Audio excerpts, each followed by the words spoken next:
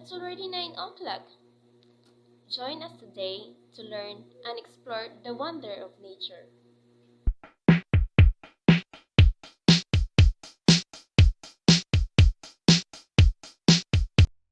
Recently, I've noticed that everyone is into plants these days. And that is for awesome since for today's episode, we will be talking about plants. That's right. Call on your plant titas and plant teachers, and together we'll explore the wonder of plants. Before anything else, I would like to inform everyone that we'll be having guest speakers today, and you will get to meet them later. If you have questions later on, feel free to drop them in the comment section below. And don't forget to use the hashtag WonderPlants. Alright.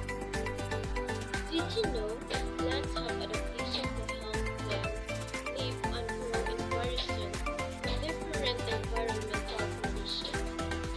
But wait, what is plant adaptation? Plant adaptation is a special feature that enables a plant to live and thrive in its environment. Not all plants can thrive in the same environment. Cactus plants, for example, cannot survive in a rainforest. Desert plant adaptation.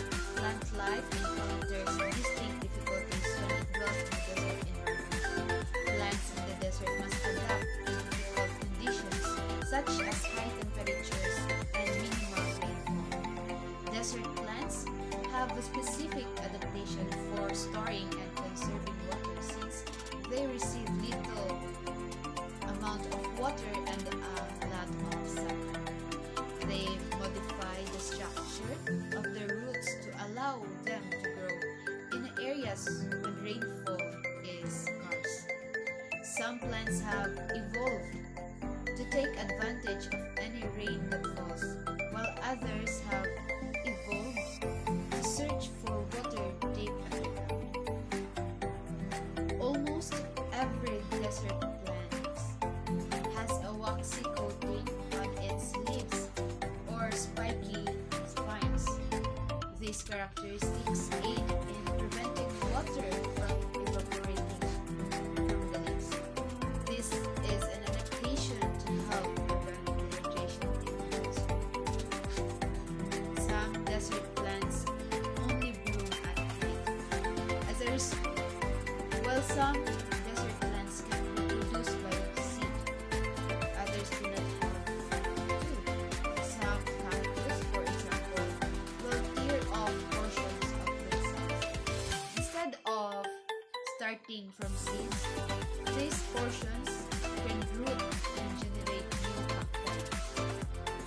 Without this adaptation, there would be fewer cacti in the desert since seeds require water to grow. They have roots that can withstand drying and outgrowing. Desiccation resistance is another name for this adaptation. Cacti species such as prickly pear, barrel cactus, and organ pipe cactus are the common plant that thrive in the desert regions. How about temperate grassland? Well, temperate grasslands are vast areas of open grassy plains with sparse tree cover. Grasslands, also known as prairies, has arching grasslands, are found in north and south of the equator, including Argentina, Australia, and Central North America. Rainfall risk is unpredictable, and though is a typical occurrence, organic materials are abundant in grasslands. Soil. Since every year all of the grass in the grassland dies and its nutrients are given to the soil. Plants in grasslands, particularly grasses, grow from their roots rather than their tips. This allows them to withstand and grassland fires are common in the dry, hot climate. Their grass roots reach deep into the ground to absorb as much as water as possible. Their extensive roots also aid in their survival in the face of fires. Fires to resist fire certain grassland trees have thick bark prayer shrubs quickly regrow after a fire. They have thin leaves because they contain less water. Prayer grass may also bend in the wind thanks to its delicate stems. Example of temperate grasslands include Eurasian steppes, North American prairies, and Argentine pampas. Isn't it amazing? And then, grassland plants adapted well to their environment, thanks to their unique features. The tropical rainforest habitat is characterized by high temperature and abundant rainfall, resulting in high humidity levels. Tropical rainforests must adapt to a constantly hot and rainy climate. Plants can leave the rainforest thanks to the adaptations shown below.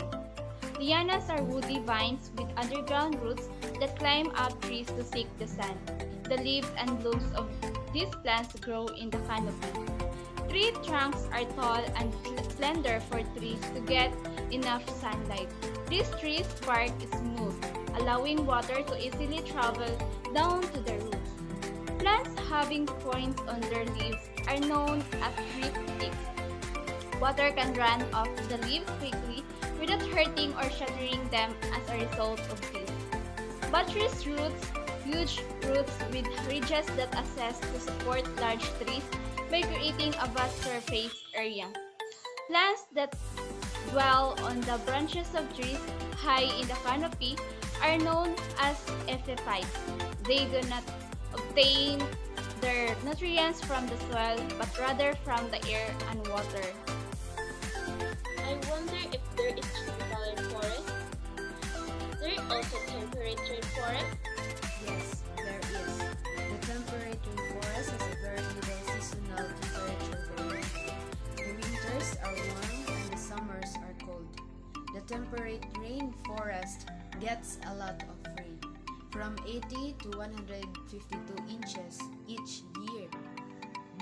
The moisture is increased by condensation from coastal fogs.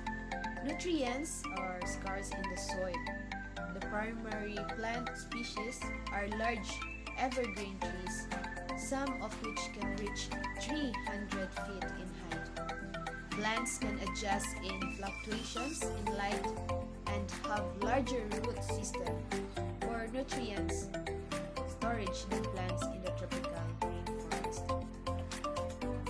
Mosses and ferns are epiphytes that grow on top of other plants to gain access to light. Cooler temperatures limit decompositions, yet seedlings thrive on nurse slugs to benefit from the nutrient released by decomposing forms. Due to the amount of precipitation, trees can grow to be exceedingly tall. This biome has four changing seasons. Can you guess what it is? If you think it's deciduous forest, you get it right. There are 5 zones in deciduous forest. The tree staton zone is the first zone. This is the tallest zone with trees ranging in height from 60 to 100 feet. This zone is home to a variety of trees including maple, elm, and oak trees. The tiny tree and sapling zone is the second zone. This zone is characterized by younger, shorter trees. The third zone is known as the shrub zone. Shrubs include mountain laurel, huckleberries, and a variety of other shrubs. The herb zone, which includes short herbal plants like ferns, is the fourth zone. The ground zone is the last zone in which plants grow close to the ground. Lichens and mosses are some of the flora that flourishes here. This biome has 4 changing seasons including winter, spring, summer, and fall. The tilt of the Earth's axis causes these seasons. The climate in temperate deciduous forest is also very damp. It is the second wettest biome after rainforest. The average annual precipitation ranges between 30 and 60 inches. This precipitation falls throughout the year. However, it mostly falls as snow in the winter. In temperate deciduous forests, the average temperature is 50 degrees Fahrenheit. Summers are warm, with temperatures averaging around 70 degrees Fahrenheit, while winters are frequently below freezing. Deciduous forest trees and plants have evolved particular adaptations to living in this habitat. Deciduous trees dominate temperate forests because they have leaves rather than pine needles. The leaves vary with the seasons each year. Deciduous trees lose or regrow their leaves every year. In the summer, their huge green leaves collect sunlight and aid photosynthesis, allowing the trees to produce food. The chlorophyll breaks down as temperatures drop in the fall, resulting in the lovely red, yellow, and orange leaf colors. Deciduous trees and plants go into dormancy or slumber during the cold winter months. They can protect their leaves from freezing damage in the winter since it's too cold, so they simply lodge them until the places where the leaves join to the branch. Also, trees have thick bark to withstand the severe winters. The trees are signaled by the warmer spring days that they can produce new leaves and repeat the cycle. Next is the tiger. I wonder, how was the environment? Worry no more, I've got you covered. The taiga, also known as the boreal woods, is dominated by conifers or coniferous plants. With the majority of them being evergreen, winters in taiga are cold while summers are hot. Permafrost is a permanently frozen sublayer of soil found in some sections of the taiga. Permafrost of layers of rock just beneath the soil surface cause poor drainage, which, along with land carved away from receding glaciers, leads to the formation of lakes, swamps, and bogs. The taiga receives approximately 20 inches of rain every year. The soil is acidic and deficient minerals. A thin coating of partially decayed pine needles covers it. Needles will keep moisture and shred snow. The three needles waxy coating prevents evaporation. The needle's dark color helps attract more sunlight. Many branches on evergreen trees drop down, allowing snow to fall from the trees. Their shape, left, type root system, and color are examples of this adaptation. Their name evergreen indicates a crucial adaptation. They always are evergreen. They don't have to renew their leaves in the spring because they don't drop them when the temperature drops. In this biome, you can see that Christmas is really here since the environment is very cold, like the other relationship. Just kidding. The tundra is a severely freezing environment. It is a windy environment that does not receive a lot of rain. The tundra environment's ground is mostly covered with ice and snow. Tundra plants have developed one or more of the following qualities to help them survive the harsh conditions. First, shallow root system. Tundra plants have developed tiny rootlets as a result of the rock-hard ice covering in the tundra soil, known as permafrost. Although these rootlets are shallow and do not penetrate as deeply as a conventional root, they still help the plant absorb nutrients and establish itself in the soil. Number 2, guarded growing. Winds in the tundra can reach speeds of nearly 100 miles per hour.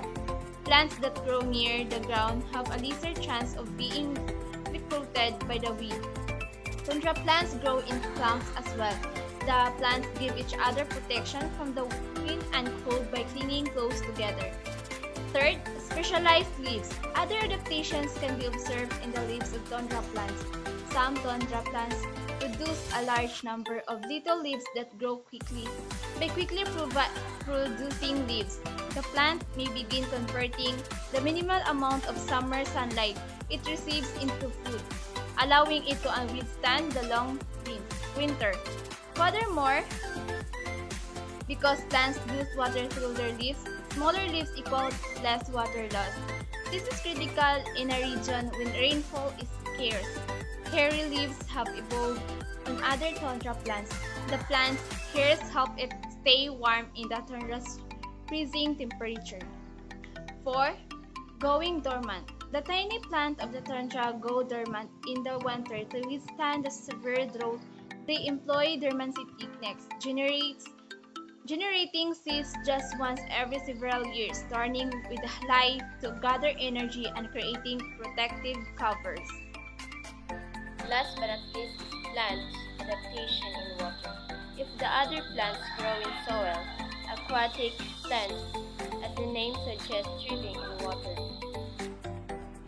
Some plants dwell directly in the water, while others live in extreme proximity to the water's edge in salt. Adaptations are necessary for a plant's survival, whether it is fully aquatic or flourishes in swampy or muddy environments.